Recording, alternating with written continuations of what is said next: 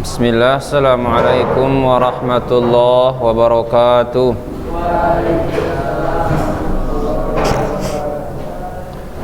Alhamdulillahi rabbil alamin, wassalatu wassalamu ala rasulillahi ajma'in, amma ba'd. Tayyib, abda'it talabah, nawasil darsana. Pada pagi hari ini kita sambung fiqih ya.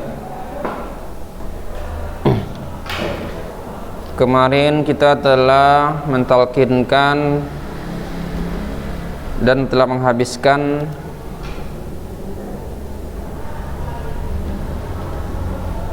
sunnah-sunnah dalam berwudu sampai yang terakhir kemarin kita telah bicarakan tentang apa? Meniga-niga kalikan anggota wudu kecuali kepala cuma sekali ya, begitulah aturannya. Kalau kepala cuma sekali, yang lain 3-3. Baik, sekarang kita masuk kepada halaman 16. Sudah? Hal-hal yang membatalkan wudu. Nah, ini perlu sekali kita bahas ini. Ya. Arabtu syarra, kata penyair ya. Arabtu syarra la lisyarri walakin litawaqqihi. Man lam ya'rifi syarra 'anil khairi yaqa' fihi. Kata penyair. Siapa yang enggak mengetahui jenis-jenis keburukan, maka khawatir sebelumnya saya mengetahui keburukan bukan untuk melakukannya tapi untuk menghindarinya. Siapa yang enggak mengetahui jenis-jenis keburukan, maka dikhawatirkan akan jatuh ke sana. Kalau kita enggak mempelajari hal-hal yang membatalkan wudu, kita enggak tahu ternyata kita sudah batal wudunya. Makanya hal-hal yang walaupun sifatnya negatif, ya kan? Misalnya riba. Apa efek negatif dari riba? Atau zina? Apa negatifnya daripada zina? Apa akibat daripada zina? Harus ketahui. Supaya apa? Kalau kita ketahui bahayanya riba, misalnya riba itu seringan-ringan dosa riba adalah seperti menzinai ibu kandung, gitu kan? Makanya tahu kita, akhirnya kita nggak lagi menabung di bank umum karena sana ada ribanya. Minimal menabung di bank syariah yang tidak ada situ bunga. Kalau ada bunganya, itulah dia, kita makan riba. Makan riba sama dengan menzinai ibu kandung. Nah, itu dosanya. Juga sama dengan hal yang ini ya. Hal-hal yang membatalkan wudu. Wudu seorang muslim batal dengan sebab beberapa perkara berikut ini. Yang pertama, ada yang keluar dari dua jalan, qubul dan dubur. Tahu qubul kan? Tahu qubul? Qubul itu apa? Ya yang depan. Dubur yang di belakang. Paham ya? Apa yang depan? Yang belakang apa? Tempat itu yang dubur namanya ya.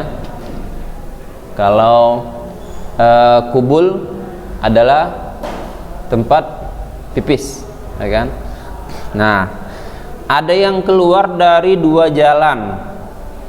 Kalau keluar dari situ ya berupa air besar atau air kecil, maka batal.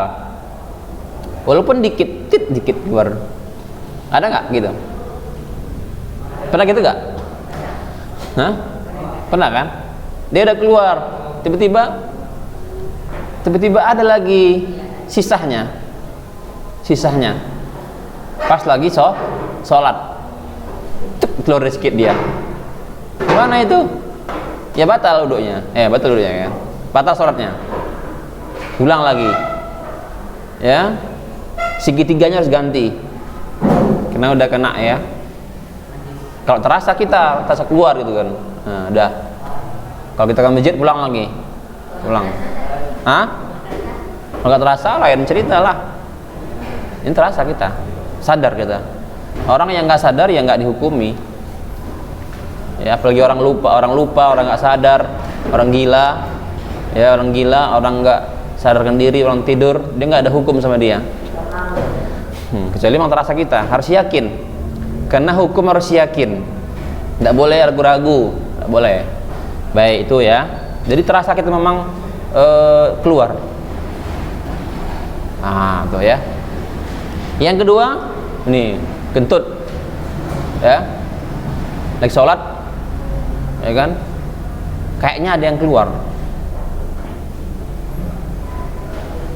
tapi dia nggak bau, ya kan? Pandai dia menyimpannya, pandai dia menjaga, tapi terasa, ya, gasnya terasa dia.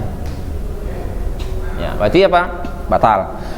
Yang ketiga, hilang kesadaran, baik gila, pingsan, mabuk, tidur nyenyak, di mana seseorang tidak akan sadar apabila ada sesuatu yang keluar dari dua kemaluannya. Adapun tidur yang ringan yang tidak menghilangkan seluruh kesadaran manusia, maka hal ini tidak membatalkan wudu. Istilahnya tidur ayam namanya, pernah tahu ya? Bangun lagi kan, nah gitu dia, ngantuk berat dia, cuman lagi belajar. Nah ini sering gini kursnya kayak gini nih, masih pagi-pagi gini kan, sering kayak gini. Ustaz perhatikan, pagi-pagi Ustaz lagi menerangkan, sering gini dia, tidur kan, tidur juga dia. Ustaz lagi apa, agak tinggi suaranya, baru bangun dia, gitu. Berarti belum batal ya. Tapi kalau udah memang pulang, diam aja dia, ini batal wuduknya. Dikhawatirkan, dia nggak tahu lagi apakah ia masih ada wuduknya atau enggak, gitu kan. Apalagi kalau dia duduknya, apalagi kalau dia tidurnya dalam keadaan berbaring. Tapi kalau tidurnya nyenyak, nggak nyenyak kali sih, cuman dia begini tidurnya di kursi gitu kan, duduk. Orang seperti ini payah kentutnya keluar, karena dia udah apa namanya, pantatnya itu kan payah mau keluar lah, pokoknya anginnya gitu kan, ikat ya kan, kalian bilangnya. Kalau gini payah dia, payah buang angin nih, tertahan anginnya keluar. Nah, kalau gini pun kalau dia tidurnya agak lama, bisa nggak keluar angin. Tapi khawatir ya akan batal wuduknya. Lebih baik dia berwuduk lagi, gitu ya. Jadi hilang kesadaran, tiba-tiba dia hilang kesadaran dia, seperti dia gila, tiba-tiba dia gila, gitu ya. Bisa kan itu ya? Orang tiba-tiba gila, padahal dia sadar, tiba-tiba gila. Bisa nggak gitu? Bisa, ya bisa. Karena gila nggak selamanya yang dari kecil. Ada yang gila-gilaan, ada gila-gilaan, ada gila dibuat-buat. Awalnya nggak gila, cuman kenapa, kan? Dia diputus cinta, misalnya, atau dia stres berat, ya, stres berat, ya, nggak ada kerjaan, orang menghina dia semua, gitu kan. Jadi gila dia, misal, ya, atau pingsan. Tiba-tiba dia naik kereta, naik apa, kendaraan, tabrak, jatuh. Dia lagi beruduk, masya Allah ya. Jadi usahakan kalian beruduk tiap hari, walaupun dalam keadaan bukan lagi sholat, lagi apa. Artinya setiap hari kita putus wuduk sambung, putus sambung. Alhamdulillah Ustaz seperti itu ya. Ustaz setiap mau pergi ke sekolah berwudu, padahal nggak sholat kan, nggak apa-apa.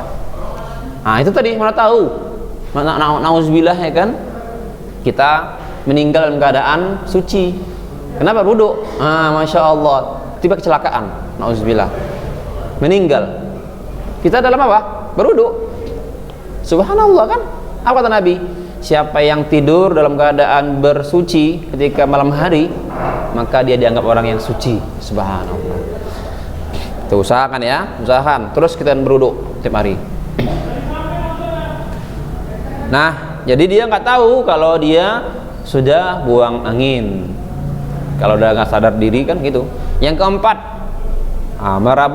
meraba kemaluan dengan tangan disertai syahwat. Ada kayak gini orang? Ada. Lagi dia udah berwudu nih, masih berwudu tapi memegang lah istilahnya, memegang, dipegangnya kemaluannya gitu kan. Baik kemaluan dirinya ataupun kemaluan orang lain. Bahaya ini. Ini sangat bahaya sekali. Nggak boleh ya. Apa kata Nabi Sallallahu Alaihi Wasallam? Nabi tahu ya rupanya ya. Rupanya ada kayak gitu orang. Dibilang nabinya, man massa farajahu falyatawaddo. Jauh sebelum terjadi, ternyata Nabi sudah telah mengetahui nanti akan datang masanya manusia itu suka pula dia meraba-raba, ya kan? Meraba kemaluannya sendiri. Apa kata Nabi? Man massa, siapa yang menyentuh farjahu, kemaluannya, falyatawaddo, maka hendaklah berwudu. Bahaya, batal. Jadi memegang kemaluan batal wudu. Kalau laki-laki itu yang tiang listriknya itu dari ujung ke bawah, itulah yang dipegang, batal wudunya. Paham ya? Ya, itu yang laki-laki. Jadi dari ujung tiang listrik sampai pangkal tiang listrik dipegangnya, batal wudu. Itu nggak ada pembahasan. Yang tiangnya aja katanya. Ya. Tapi ngapain lah pula memegang nyali kerjaan itu, nggak ada kerjaan. Gatal kan bisa, nggak harus langsung gitu kan. Kan bisa pakai apanya itu, pelapis. Iya. Itu yang keempat. Ada berapa udah? 4 ya. Terakhir yang kelima, memakan daging unta. Habis ya, lewat ya. Karena Nabi Shallallahu Alaihi Wasallam pernah ditanya, apakah aku harus berwudu karena makan daging unta? Maka Rasulullah Shallallahu Alaihi Wasallam menjawab, na'am. Ya, maka makan babat, hati, lemak, ginjal atau perut besarnya juga membatalkan wudu karena serupa dengan memakan dagingnya. Adapun meminum susu unta tidak batal wudu. Karena Rasulullah Sallallahu Alaihi Wasallam pernah menyuruh sekelompok orang untuk meminum susu sedekah unta atau zakat, unta zakat ya. Dan beliau tidak memerintahkan mereka untuk berwudu setelah itu. Sebagai bentuk kehati-hatian, maka seyogyanya seseorang berwudu kembali setelah minum kuah daging unta. Ini khusus ya.